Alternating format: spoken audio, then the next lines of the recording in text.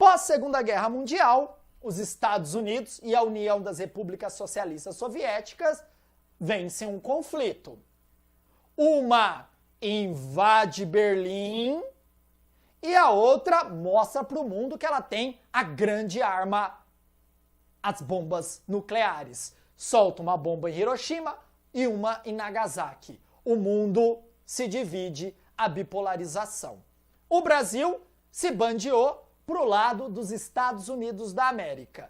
E os Estados Unidos começou a articular esse novo normal, esse novo normal pós Segunda Guerra Mundial. Tá, o que se constituía esse novo normal no viés econômico, Jean? Se constituía na nova divisão internacional do trabalho. Isso aqui chove. Nova divisão internacional do trabalho, que vai estar casado diretamente ao agronegócio e essa dependência que eu já pontuei demais para vocês na introdução. A nova divisão internacional do trabalho consiste no quê? Os Estados Unidos para e começa a determinar o que os países vão desempenhar na nova ótica global. Então ele fala, países da Ásia alinhados com a gente, como o Japão. Jean, mas jogou 2 bombas? Sim. Depois do atentado, o Japão foi pro lado dos Estados Unidos. Foi pro lado dos Estados Unidos, olha isso. Esses países vão produzir bens de produção não duráveis. Que é isso, Jean? Bugiganga. Então você está falando da Coreia do Sul, que depois vai ter uma reviravolta. A Coreia do Sul inicia produzindo bens de produção não duráveis, quinquilharias, e hoje produz tecnologia de ponta. Você está falando, Jean, de Taiwan? Sim, Taiwan entra dentro dessa perspectiva. Eu estou falando dos tigres asiáticos. Eles vão produzir tecnologia de baixo valor agregado. A Europa, logo depois que começa a sair do buraco, com o dinheiro do Plano Marshall, que foi distribuído pelos Estados Unidos, ela vai produzir tecnologia de ponta, junto com os Estados Unidos. Então eu estou falando da França, estou falando da Inglaterra, estou falando de uma parte da Alemanha. É só lembrar das indústrias automobilísticas. Indústria automobilística desenvolve tecnologia de ponta. Então você está falando de uma Mercedes, de uma BMW, você está falando de uma Renault, de uma Peugeot. Esse grupo vai produzir tecnologia junto com os Estados Unidos. No caso, o Brasil, ficou o que para ele? Vem cá, produzir alimento para o mundo. Por quê? Os Estados Unidos falou o seguinte, olha, uma das causas que levou à Segunda Guerra Mundial foi a fome extrema que os europeus estavam passando. Os alemães culpavam os judeus por essa crise econômica que levava à fome. Então o Brasil vai desempenhar um papel importante no mundo. Ele vai ser o celeiro agrícola. Tá vendo como o Brasil foi inserido na globalização pós-Segunda Guerra Mundial? Presta atenção, irmão. O Brasil vai ser um celeiro agrícola mundial. O que é um celeiro? Eu produzo, armazeno e depois eu vendo.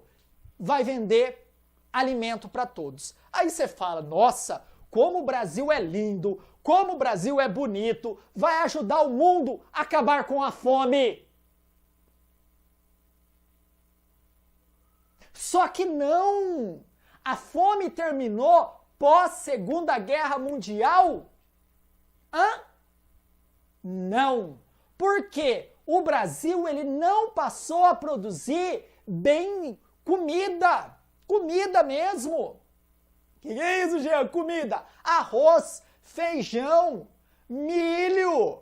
Mas não milho para transformar em etanol. Milho para comer ali no dia a dia.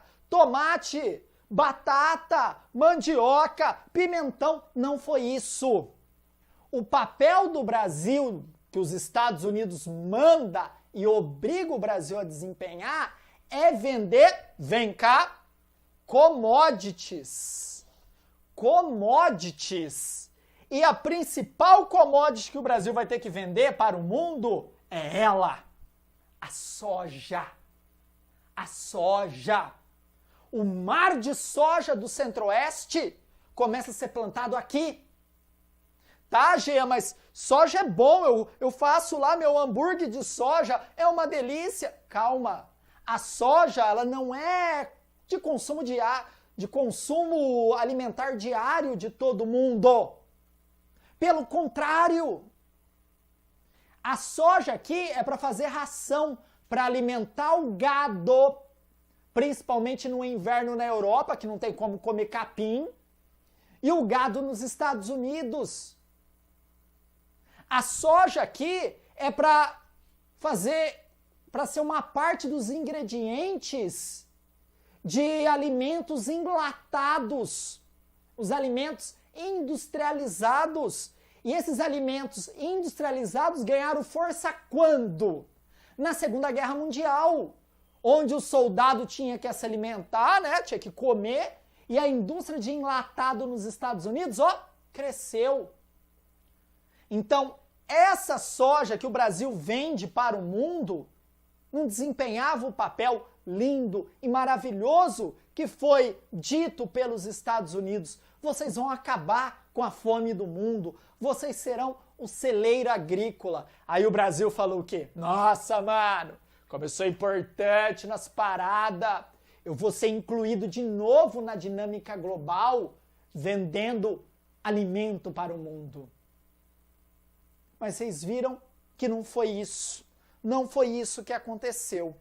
Tá, Jean, mas como o Brasil, para ele produzir muita soja, já que ele vai produzir soja para o mundo, e não é só soja, tá? Aí entra a pecuária, entra o milho, entra o algodão. Soja é o destaque, mas não é o principal. Vem cá, como ele vai produzir demais se ele tem uma agricultura arcaica? O Brasil tem uma agricultura, tô falando da década de 60, 70, o Brasil tem uma agricultura arcaica, de minifúndios. Como vai produzir muito? Aí vem o papel dos Estados Unidos. Ah, eu resolvo, Brasil. Eu resolvo. Eu sei que você não tem tecnologia. Uma pena. Você vai produzir soja com os meus equipamentos, com as minhas tecnologias. Toie um trator, Brasil. Custa tanto, depois você me paga. Toie uma semente, depois você me paga. Toie um agrotóxico, depois você me paga. Toie um fertilizante, depois você me paga. A mecanização do campo, promulgada pela Revolução Verde, que ia ajudar o Brasil a produzir mais soja para o mundo, foi financiada pelos grandes países. Então o Brasil falava o quê? Sim, senhor. Você vai produzir soja? Sim, senhor.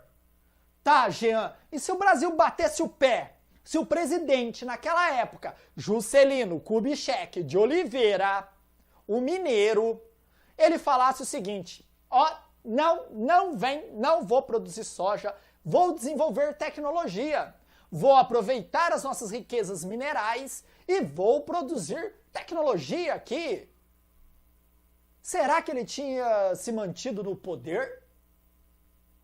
Quem fez algo parecido, que foi contra os interesses dessa nova ótica do capital?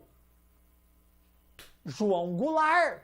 O João Goulart, ele não começou a levantar algumas bandeiras, falar o seguinte, João Goulart, reforma agrária, reforma urbana, reforma da educação. Ele conseguiu se perpetuar? Não. Então o Juscelino, ele não tinha escapatória naquela ótica. Como ele ia falar não para os Estados Unidos? Ele aceita essas imposições. Então o Brasil entra nessa ciranda econômica de uma forma assim, Vai que é sua obrigação. Tá, Jean, mas só isso? Não teve nada aqui de diferente? Calma. Você também teve a instalação de indústrias no Brasil, localizadas na região metropolitana de São Paulo, São Bernardo, Santo André, São Caetano, as montadoras de automóveis. O nome já diz, é uma montadora. Não vai desenvolver tecnologia, não vai ocorrer a transferência de tecnologia. Então, em nenhum momento a Volkswagen, a Ford, que se instala em São Bernardo do Campo, ela não vai falar o seguinte, olha, eu vou desenvolver um automóvel e eu vou transferir essa tecnologia para o Brasil. Pelo contrário, nada. A única coisa que oferecia para o nosso país era emprego, porque havia fuga de capital. Então o lucro saía do Brasil e ia para as matrizes. O Brasil, naquele momento, também serviu para isso. Por que, Jean, é só o Brasil? Não! Você tem o México, você tem uma Argentina, você tem uma África do Sul, com a mesma característica de imposição desse círculo, vamos falar assim, né? Ou melhor, desse circo que foi plantado, que foi erguido, melhor, pelos Estados Unidos.